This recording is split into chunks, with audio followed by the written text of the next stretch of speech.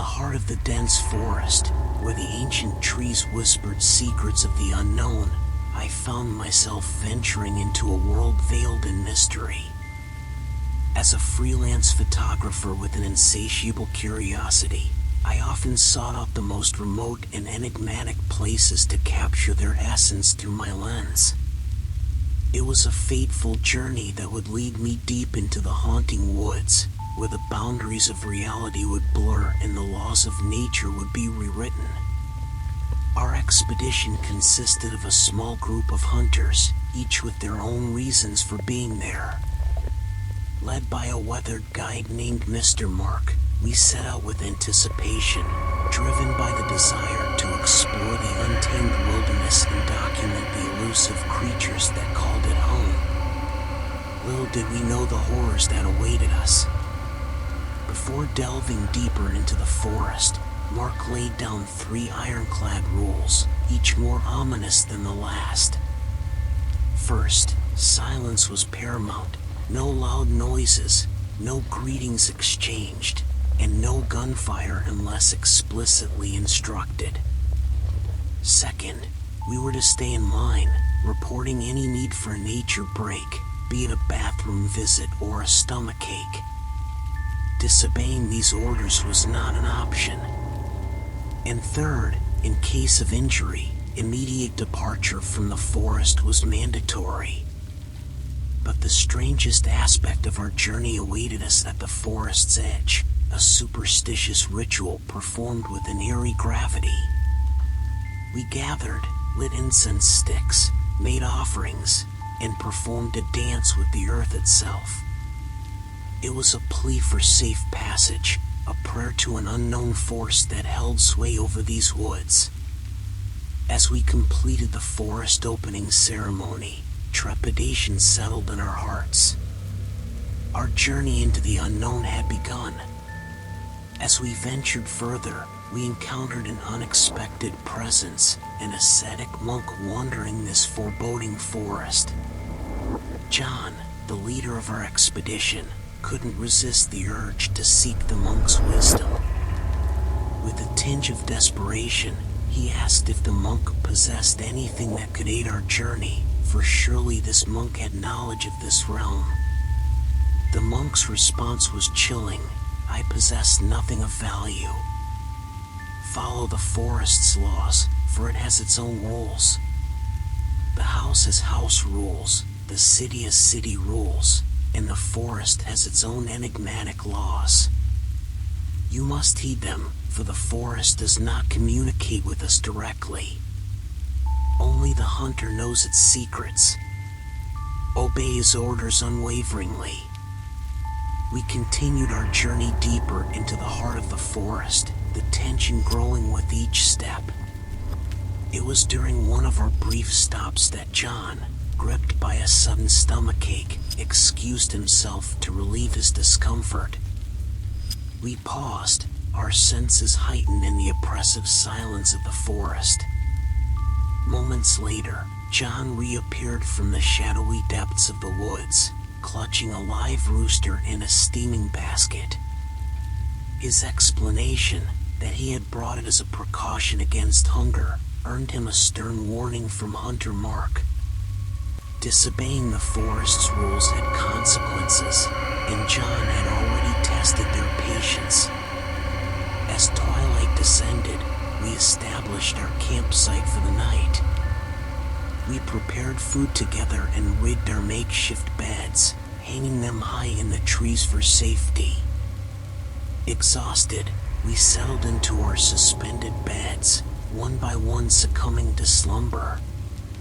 But John, restless and unfamiliar with the eerie surroundings, stayed awake, perched in his makeshift nest and nursing a cigarette.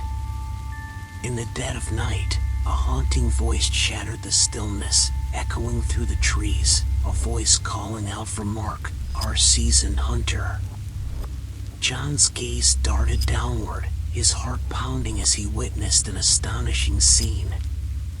Hunter Mark and the mysterious caller stood in conversation, their hushed tones carrying an air of secrecy. John couldn't look away, and his envy deepened as he realized the caller was a striking woman, radiating an otherworldly beauty and youth.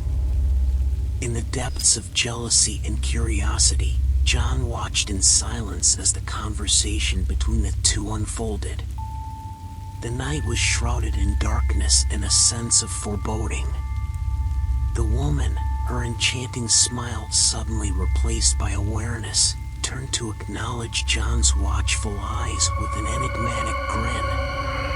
Their strange encounter left John restless, his thoughts consumed by her otherworldly presence. As the hunters concluded their clandestine conversation with the woman, they retreated to their respective corners of the forest, shrouded in secrets that gnawed at John's curiosity. The night descended, and the camp was enveloped in an eerie stillness, with all but John drifting into slumber.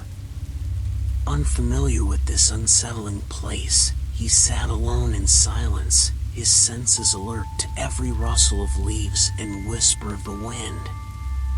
In the dead of night, a haunting voice pierced the darkness, beckoning John from below. He peered down and saw the same woman from earlier, her knee-length white top glimmering in the moonlight.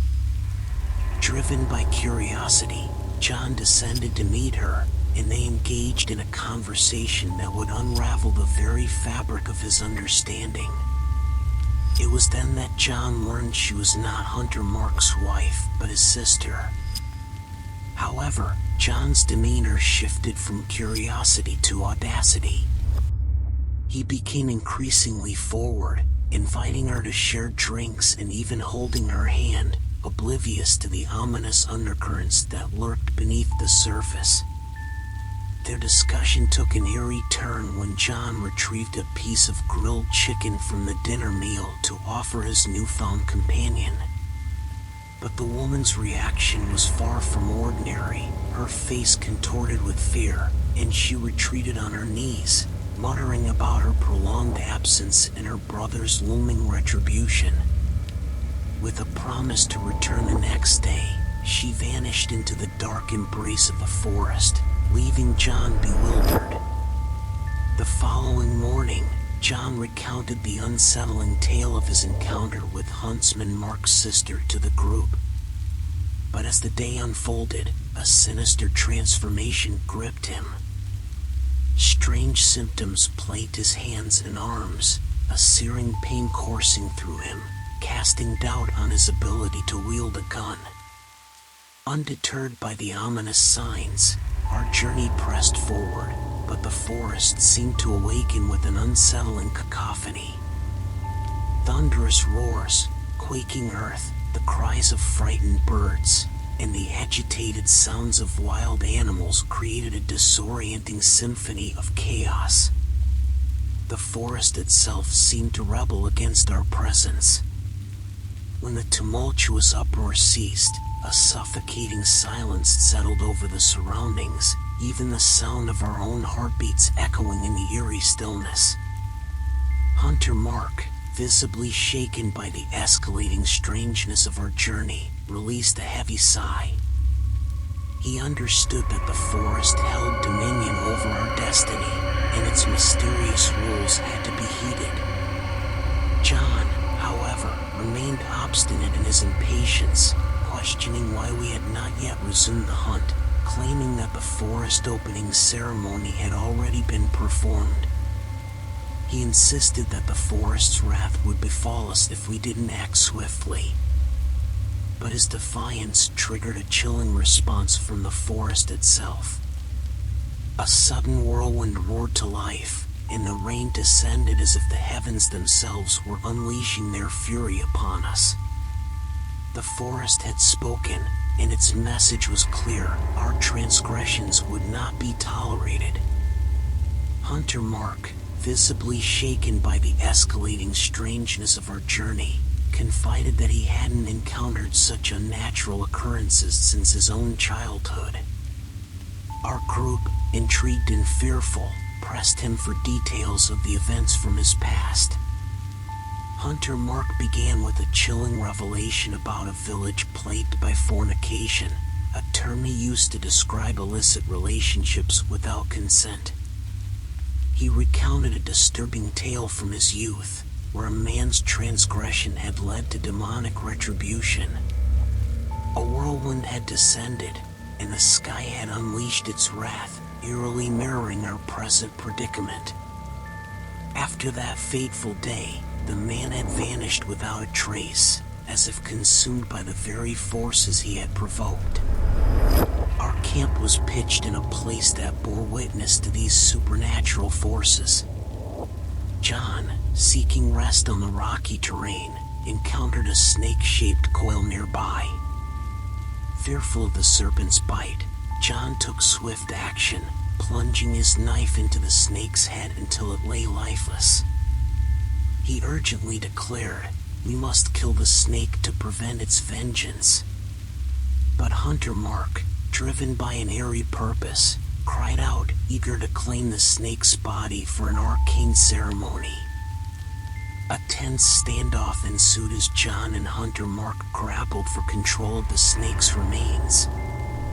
John asserted his right to the snake's gallbladder, while Hunter Mark insisted on preserving the body for the mysterious ritual.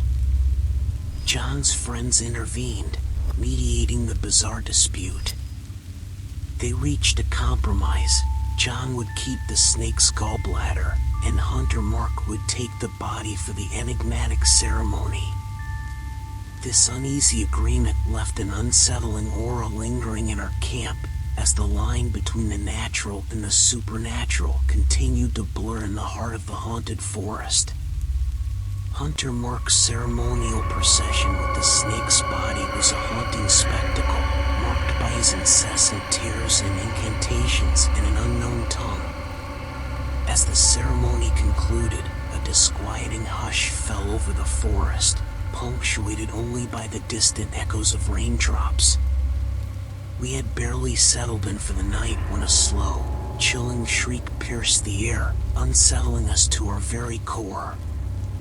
Hunter Mark solemnly declared that it was a sign, a warning from the forest that our presence was unwelcome, that we were intruders in a realm ruled by primal forces. Night descended, and we prepared our beds for rest, but John, driven by his obsession, continued to sit and wait for the woman who had promised to return. In the shroud of darkness, she emerged from the shadows, her beckoning gestures drawing John down to her without hesitation. They engaged in flirtatious conversation, seemingly oblivious to the eerie undercurrents surrounding them. Then, in the dead of night, a spine-tingling scream shattered the silence, jolting us from our slumber. Bewildered, we rushed to investigate, only to be met with a horrifying sight. The young woman who had ensnared John had undergone a grotesque transformation, her once human expression contorted into something otherworldly. Speaking in a language alien to our ears, she seized John's legs, dragging his limp body across the unforgiving forest floor. He was treated like a mere plaything, his form careening into trees and colliding with rocks, like a lifeless doll in the hands of a malevolent force. We watched in paralyzed horror as John's journey through the nightmarish ordeal unfolded. But then, as abruptly as it had begun, the gruesome spectacle came to an eerie standstill. John's lifeless body lay on the forest floor, the forest itself seemingly sated by its sinister act. The unnerving silence that followed was a haunting reminder that in this accursed realm, the line between the living and the supernatural had blurred beyond recognition. In the wake of John's eerie encounter and his subsequent ordeal, another hunter hurried to our group, sensing that something was gravely amiss. Together, we ventured to John's lifeless form, his eyes wide open, his body seemingly inert, yet inexplicably alive. He lay there, unconscious, sporadically vomiting, his body twitching, and his excrement escaping uncontrollably, a distressing tableau of suffering. Hunter Mark, desperate to save John, dispatched the other hunter to seek out the monk while he began preparations for a mystic ritual. As the monks arrived, they offered fervent prayers for John's beleaguered body. Hunter Mark, clutching a handful of chickens, commenced an enigmatic ceremony. Upon its conclusion, the monk made a solemn pledge. If John were to be revived, he must bring his own son to this foreboding forest for ordination, an act of penance for their collective transgressions. With great effort, we carried John's unconscious body out of the ominous woods, back to the village we had rested in prior to our ill-fated journey into the forest. 2 days passed, and to our astonishment, John began to regain consciousness. He recounted the harrowing tale of the night he was dragged away, all while being fully aware of his surroundings. In his narrative, John described an otherworldly figure, not a woman, but a luminous and immense being whose presence resonated through the very earth beneath them. Dragged into a cave, John's body inexplicably shrank as the cavern's walls closed in around him. He was compelled to devour a pile of chickens with an insatiable hunger, threatening to burst from the glut of poultry. Throughout this nightmarish ordeal, the cacophonous chorus of menacing wildlife sounds served as an ominous backdrop. Then, within the depths of his mind, a resounding voice thundered, commanding John to atone for his actions by bringing his own son for ordination, a plea for forgiveness echoing with haunting intensity. In an instant, John found himself expelled from the cave.